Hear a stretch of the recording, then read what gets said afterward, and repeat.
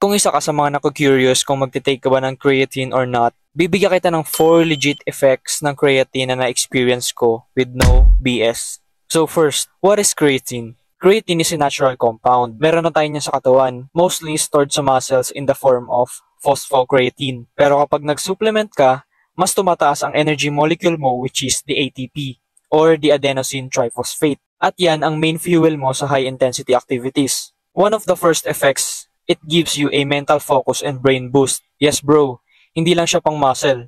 Creatine also supports the brain. Bakit? Kasi ang utak natin gumagamit din ng ATP. Kapag kulang ka sa tulog, stressed, or mentally drained, creatine helps your brain to produce energy more efficiently. And the result is, mas alert ka. Mas focus ka sa work, school, or workout. May mga studies na nagsasabing creatine can even help with memory and cognitive performance. Number 2 is strength and performance boost. Expect na mas makakapag-progressive overload ka. Bakit? Creatine increases your phosphocreatine and stores more ATP. Kaya mas kaya mong tapusin ang reps and sets mo. Yung parang may extrang battery ka sa katawan. So kahit last set mo na, may reserve ka pa to push harder. Number 3 is the muscle cell hydration. Mas full yung look mo after the pump. Oo, may water weight. Pero huwag kang matakot. Hindi ito bloated na cheat meal belly. Yung tubig na pupunta sa muscle cells mo mismo. This is called cell volumization. Kaya ka mukhang mas pump, mas solid at mas full. So bonus tip lang, this hydration effect can also support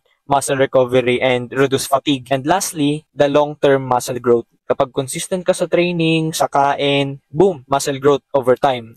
Pero hindi siya magic. Pero dahil kay creatine, mas kaya mong magbuhat, mas mabilis kang mag-recover, and mas steady yung strength mo sa training. Ibig sabihin, the more effective yung training sessions mo, mas mag-accumulate ka pa ng better gains. The creatine works. It is safe, well-studied, and super effective. Pero tandaan, the gains still came from disiplina, tamang kain, at syempre consistency. Huwag mo iaasa lahat sa supplement. Hindi to bara-bara bro. We move with intent.